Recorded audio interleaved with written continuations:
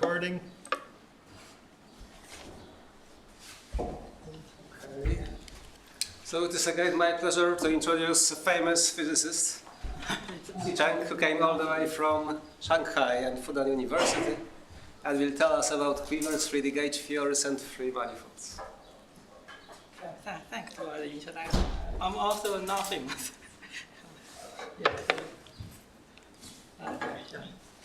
I would like to thank the organizers for giving me this opportunity to speak here. So I will discuss the quivers.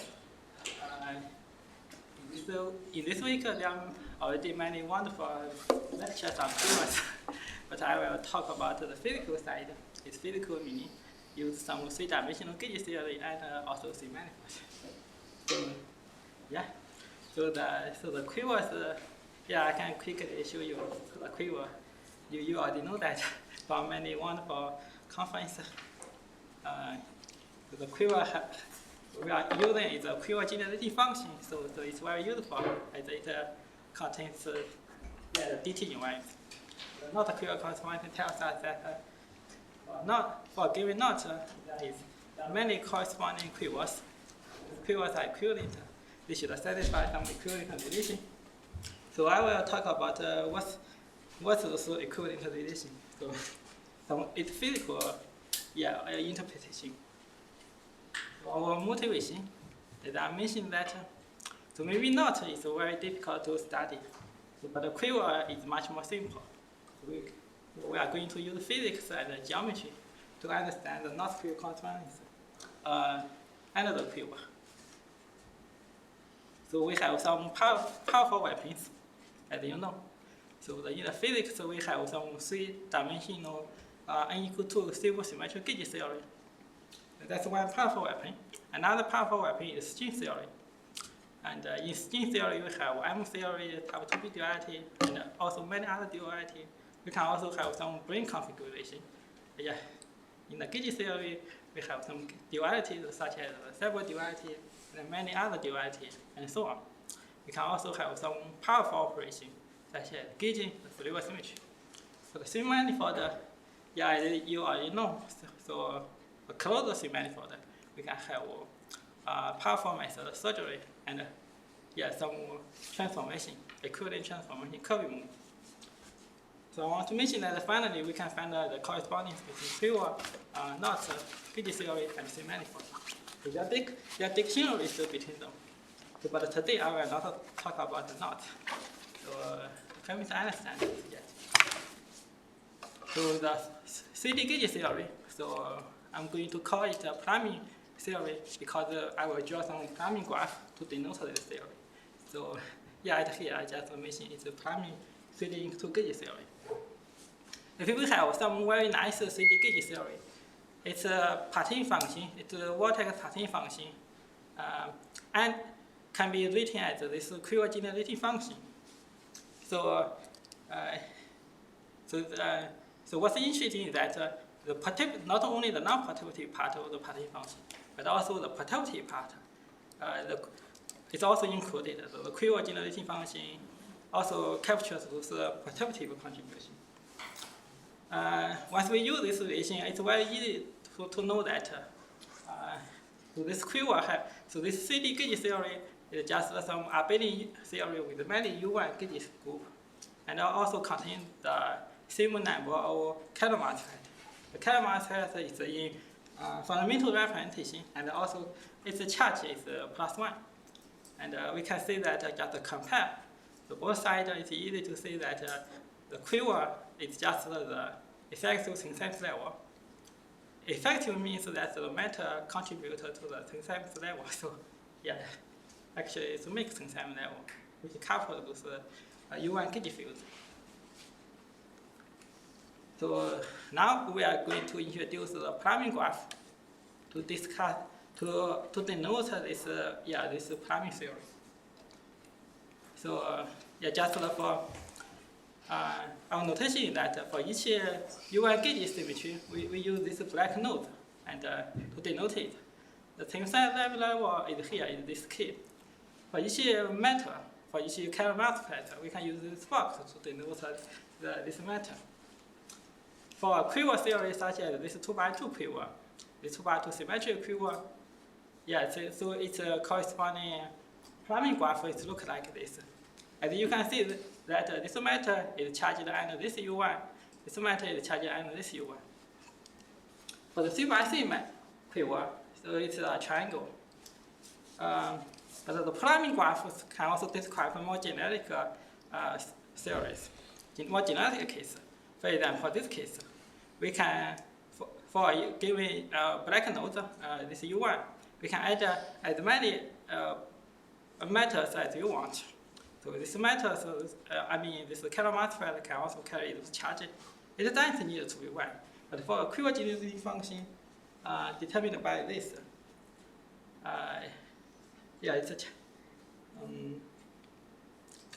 it should look like this.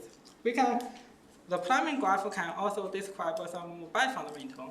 A matter is charged under many gauge group. It can also carry some charge. So now we can see that the plumbing graph seems could go beyond the quiver generating theories. So we have gauge theory. Now we have a nice notation for those diagrams to denote those CD theories. We are going to do something. To study some gauge theory, what we can use is the duality. The duality means there are two theories. They look very different. For example, they could have different gauge symmetries and different methods, but it's physically they are equivalent. They just look different. One of the most basic and famous 3D duality is this mirror duality. It's a duality between a free matter and a U1 theory with one fundamental matter. So I use the plumbing graph to denote this duality. Here is the free matter, here is a U1 with plus or minus 1 times level, and a matter. It's plus 1 matter, its charge is plus 1. Once we have this duality, what we can do with duality? We can look at its Fourier symmetry. Its Fourier symmetry, for a metal, it has a Fourier symmetry U1, but it's a mirror due to the Fourier topological symmetry associated to this black node. I didn't draw something to denote this topological symmetry, but you can assume that there is this topological symmetry on each black node. So we can gauge this Fourier symmetry. The Fourier symmetry is just some background symmetry. After gauging, so it becomes dynamical and hence become gauge symmetry. When we are gauging the symmetry, we can turn on the background tensile level and the coupling. I can notice that if we gauging now, we can get this duality. This is after gauging, so we get a new. We introduce a gauge node. On the right-hand side, we do the same thing. This coupling is the same, but you may notice that here is K, but here is K plus Q squared. But it's because it's affecting tensile level. So it's the same contribution from matter. So I just do the gauging on the those two sides in the same way. So it looks like some kind of move, as you can see. For the left-hand side, the matter is here, but after this gauge duality, this matter is moved to this new U1. So it's like some kind of move. So we call it a SG move. It's just because of this duality, sometimes it's called IT duality. IT is generally tells it's SL2Z transformation. So so once since we got a new operation as IT move, we can try to use this IT move to try to do something on this plumbing graphs. So for example, if we have this plumbing graphs, we can move this matter. Now it becomes a plumbing graph that can be described by quiver. If we have bifundamental, so we can do this IT move. Now it becomes a charge 1 matter. So therefore, and what's interesting that so this IT move introduce a mixed tensile level between those two gauge nodes. So it's the same. And another example is here. We have a trifundamental. If we do this IT move, we get a simple matter, but we get this tetrahedron. So from this example, we can see that the IT move could simplify the matter. But there are some costs. The cost is that some consequences. The consequence is that the transaction level becomes complicated. Or in other words, the quiver becomes complicated. Now we can briefly argue that the priming graph could describe a much more bigger theory, much more generic theory. But the quiver could describe a small set of these priming graph theories. But the IT moves could help us to turn a genetic theory into a theory that can be described by quiver. Are there any questions by now?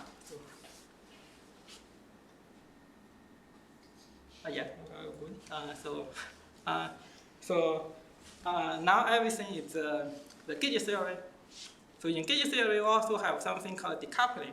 Decoupling means if the mass parameter for a matter is very massive, so it becomes super heavy, and we can just ignore that. That's called decoupling. Now we can use this decoupling to try to understand this IT move. If we decouple the matter, we can just delete those boxes, delete this matter. Now we get a gauge node and another gauge node. So this is also duality. Does it look familiar? So yeah, if you study some 3D priming graph theories, you will notice that it's actually Kirby move. One particular Kirby move. So why is Kirby move? So why the priming graphs why the gauge theories have some similar structures as three manifold? So to connect gauge theory and three manifold, we should we should think about the construction in this paper. So by Gada, Gukov, and Puchov, we have a very nice paper. So what they consider is a geometric construction of the gauge theory. The basic idea is that they use the M5 ring. If we have a closed three manifold obtained by surgery along a link. So as you know that any closed orientable three manifold can be obtained by surgeries along a link. So the circles are just some surgery circle. If we put one M5 ring, here is the priming graph for this three manifold. So if we put one M5 ring on this three manifold, what we can get is a 3D theory determined by this three manifold. So very interesting is that the priming graph for this three manifold exactly describes our gauge theory. So for each circle, for each surgery circle, it gives our U1 gauge group, and this transition level, and it's just a framing number, and this linking number between those circles are just the mixed transition level. So that's the theory that they opted. It's just some pure U1 theory without matter. So if you still demand that in our theory we have this matter, but in their theory there is no such matter. So that's the problem. So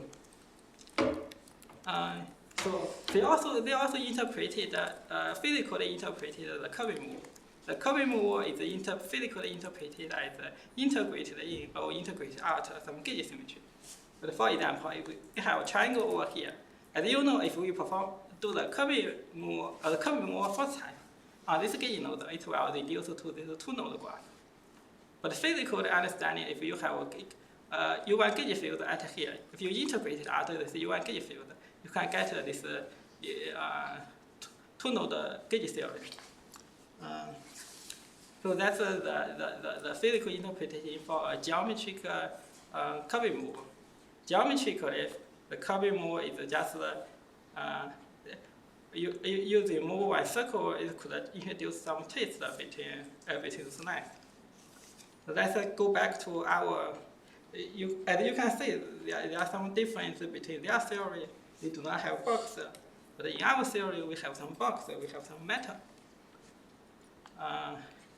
So the gauge node is already geometrically realized.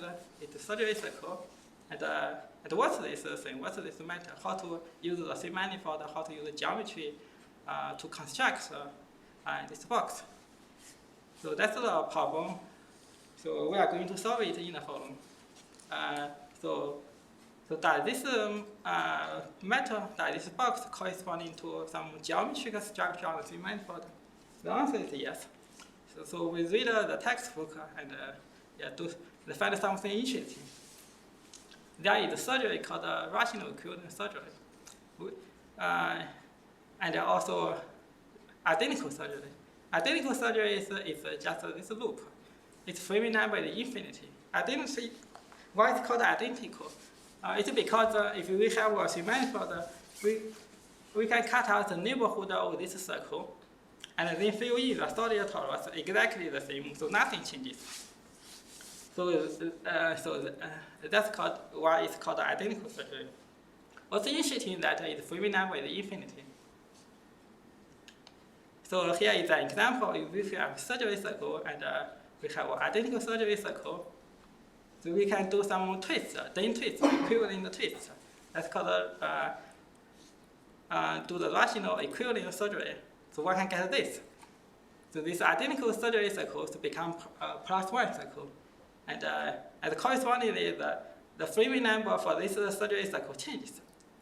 And the linking number between the two circles doesn't change. One can draw the corresponding plumbing graphs. You can see it's the identical surgery circle. We can compare the LT moves and this are rational equivalent surgery. You can see some similarity. They look very similar.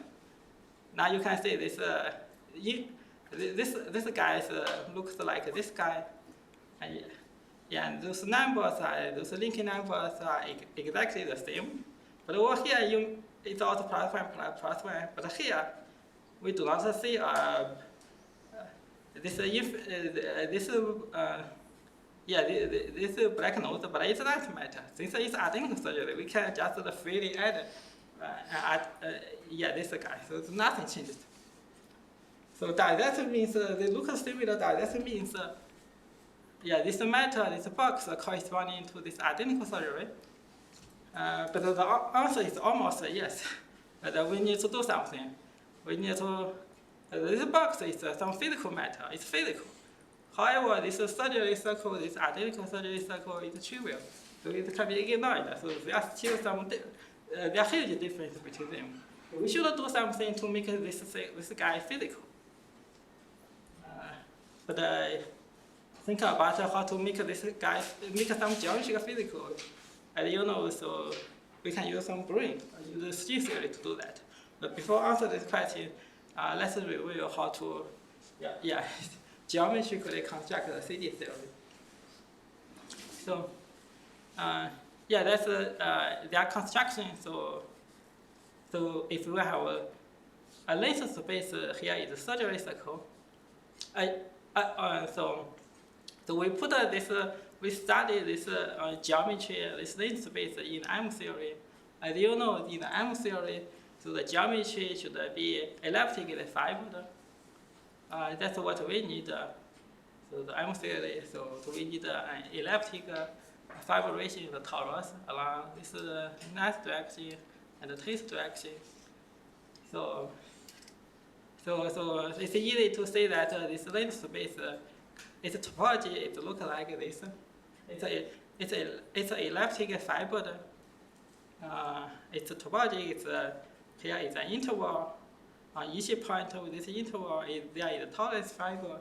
But what's interesting is that this torus shrinks to the S1 at those two endpoints. This circle is just the nice direction of this torus. So now we can put M fibrils on this length space, and we can perform M theory. It's type 2B duality, and it's some tricky part, some subtle details, but it's complicated. But I can just show you the conclusion. So what we get is this brain diagrams in the type 2B side. Those two shrinking singularity circles, interestingly, it could give us two NS fibrils. and the M5 brane on the bulk could lead to the D3 brane. If you found, and there are some relative angle between those NS5 branes and this relative angle, it's related to the Fleming number. If you're familiar with the brane construction of 3D theory, you will notice that this brane web is just the brane web for the UI theory with 3 times LK. So that's why a lathe space could finally corresponding to a 3D gauge theory, and so that's the construction. But here it's still do not have a matter, but how to add a matter. In the 3D brane web, it's very easy. People already know that how to introduce matter. That comes from the 5 brane. If we put the M5 brane over here, the fundamental string between D5 and D3 could introduce the matter field. So now we find the corresponding object on the length space side. We use this duality again. M theory type 2B duality. I can notice that this is another M5 branes. On those two inner point. One can think about it's the topology, but if we use the surgery language, it looks like this. So this D5 will go to this this guy, and finally it become a cylinder over here. But therefore, this M5 prime, this M5 branes. This M5 branes is in the cotangent inner bundle of this length space, and this M5 branes could correspond to the D5 brane over here. Therefore, this M5 branes could give us some matter. So we can use the Fleming graph to describe this theory. The U1 theory with charge Q matter. So its corresponding 3 manifold construction is something like this. But how to geometrically realize this charge? This charge is very simple. It's just the winding number between this circle and this circle. You may notice that this is just the Ooguri-Vafa defects construction in the cotangent bundle. It's the same as it's just the Ooguri-Vafa construction for the knot theory. So where is when we mentioned before that there is identical circle. So why is that? Because if you look at the intersection, you can always take the neighborhood. So it's if you're familiar with the surgery, its Fleming number is infinite. So that's it. So so this is equivalent to this. It's not complement. We fill in a solid torus over here. Ooguri-Vafa defect along this next direction. Just fill in identical surgery. It's longitude still mapped to the longitude. So that's identical surgery. Now you can see that so that's our construction, our matter field.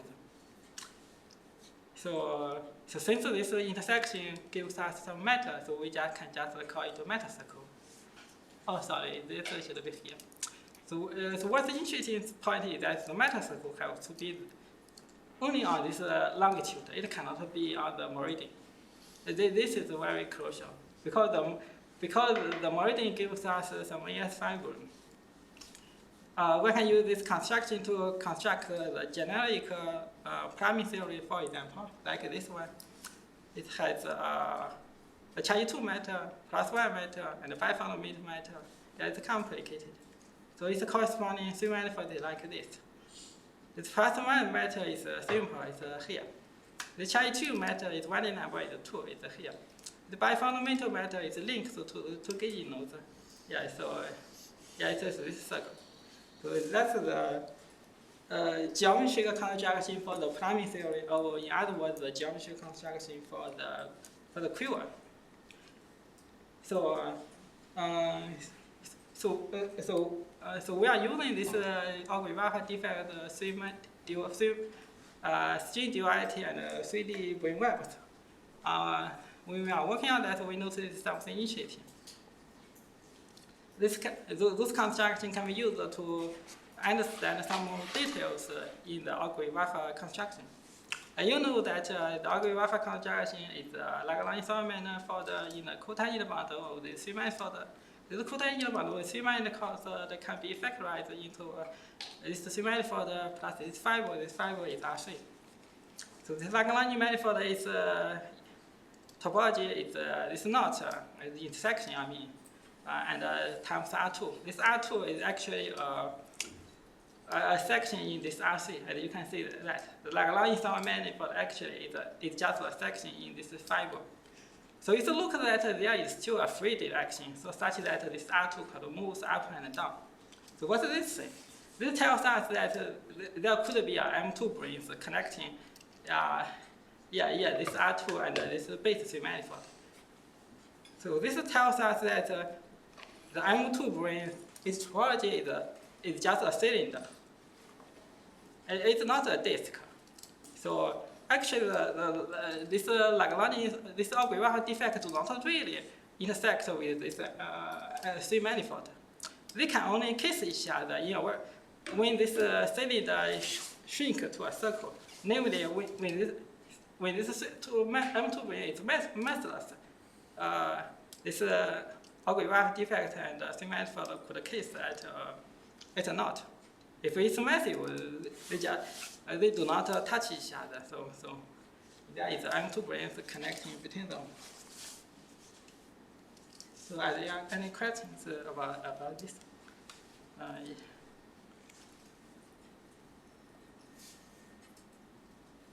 Yeah. So now we have tell you the ST move and priming graph. So how to one can geometrically understand this ST, it's ST move. So it's like that. Here, this identical surgery circle is the matter. We draw it by a red circle to just to make it clear. The ST move, as I told you, it's a rational equivalent surgery. After this, it's a twist, equivalent twist. After the twist, the longitude goes to the meridian, correspondingly. Yeah, so that's a geometry interpretation for this ST move. So it looks everything matched. But in the previous slide, we only discussed the Kirby move of first type. There is also a second type of Kirby move, which is the handle slide. The handle slide, you can use the surgery circle to understand them. It's just the combination, of this, or maybe, in other words, the kinetic sum of those surgery circles. For example, if we perform surgery on those two circles, we do not change the first one, but the second one, we can take the linear sum. If we take a linear sum, those two circles will link to each other.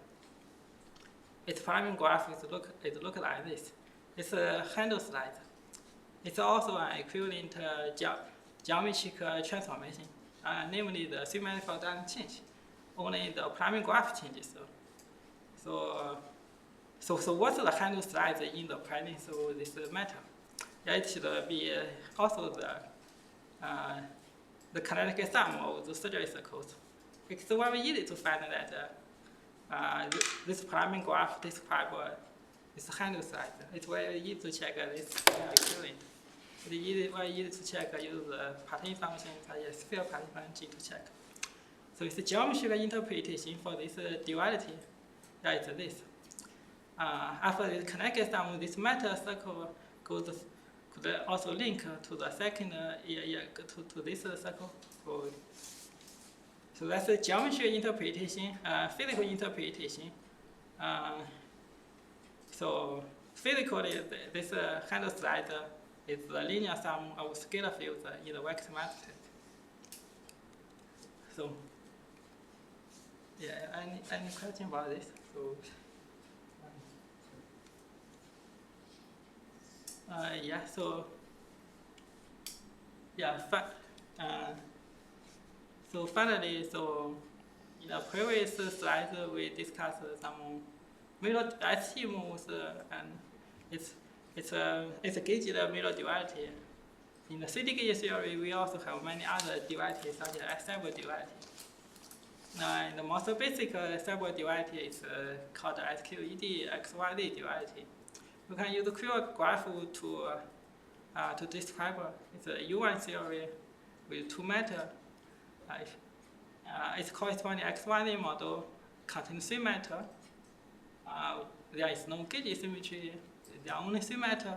But what's interesting is that there is a cubic potential couple those three matters fields.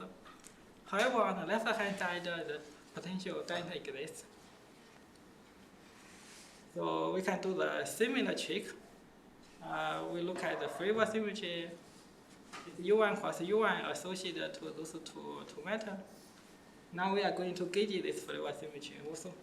After gauging this flavor symmetry, we can get a very complicated plumbing graph duality. But this very complicated plumbing graph duality can be simplified by using ST moves and also Kirby moves. But finally, we found that ST moves and Kirby moves could simplify this complicated duality, and it becomes a duality between a two-node graph and this triangle graph. You may hear some words about linking and unlinking for quiver generating function, but we find that there is also two other cases that are very similar to unlinking and linking. But how?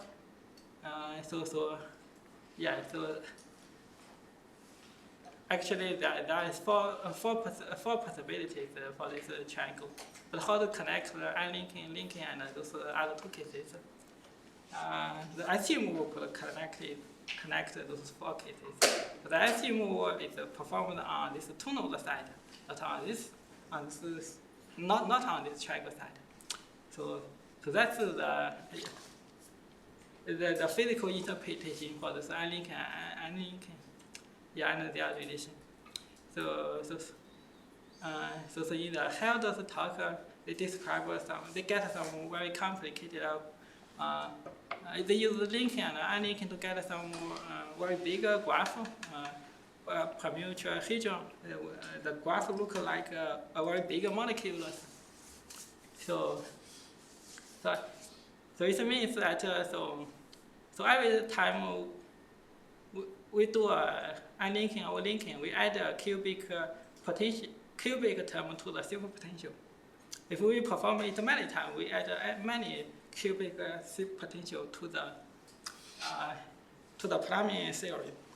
So therefore, we can conjecture that those permutual region is should be some symmetric structure of the superpotential. So since this local duality is a Seiberg duality is local duality, it could couple to some external nodes. For example, for this two-node graph, if we connect to external nodes, so after this Seiberg dualities, this external nodes also connect to this introduced new gauge nodes.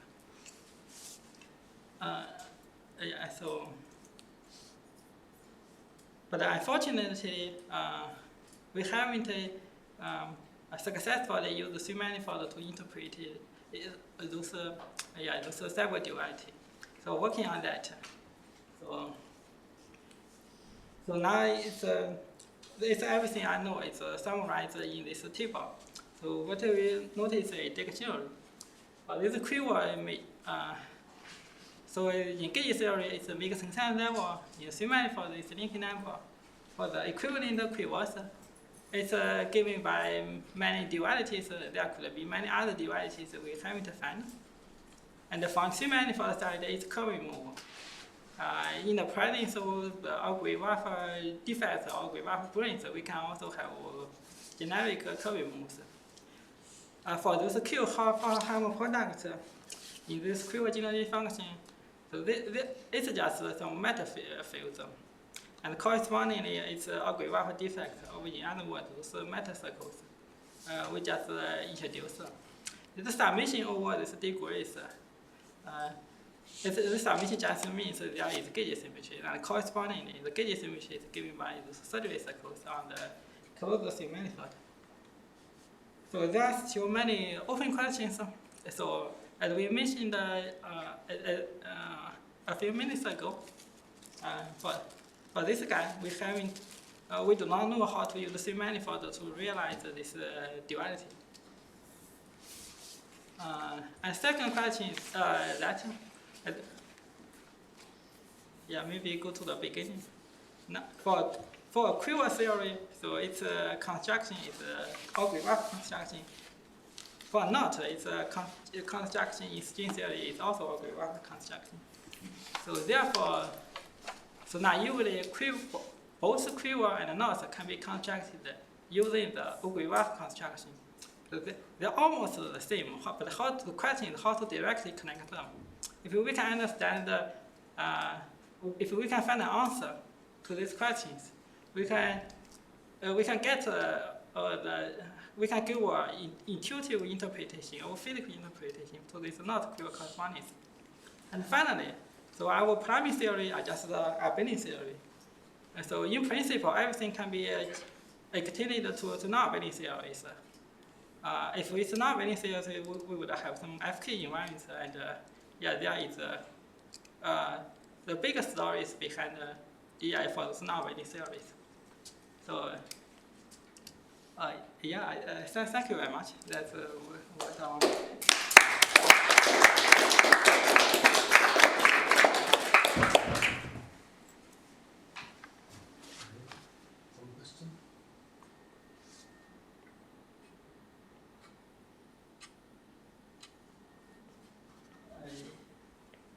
Can you say again which three manifolds you Which three manifold? analyze along these lines? These are just corresponding to plumbing graphs? Okay. Or can you...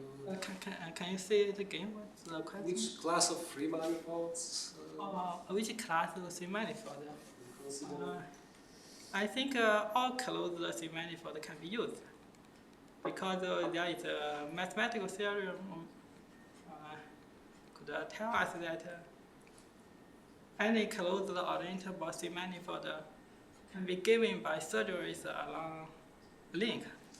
So therefore, any three manifold can be any closed orientable three manifold can be used. But do you consider only these links which are like multiple Hopf link? Multiple. Yeah, that's a Hopf link. Yeah, that's a plumbing graph. So any plumbing graph we can construct a theory. For any plumbing graph or any three manifold, we can put a matter. We can put a Ooguri-Vafa defect. So so if it's a knot, so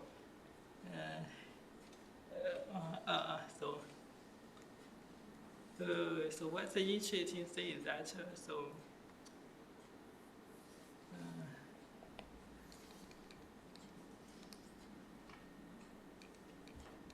maybe from this example,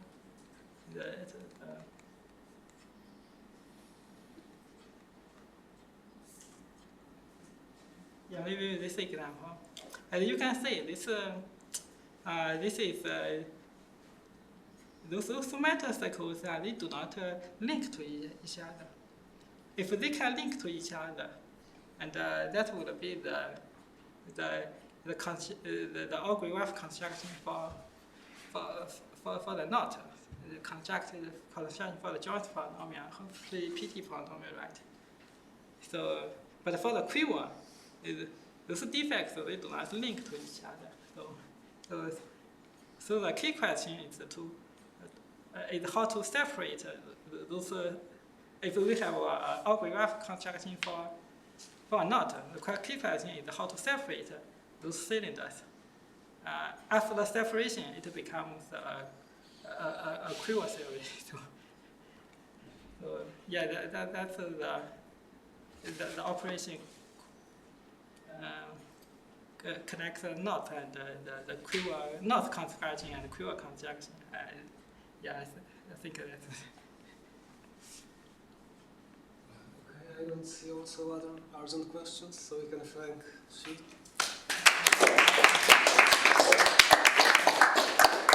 And we can thank the organizers because it's the end of summer workshop. Yes.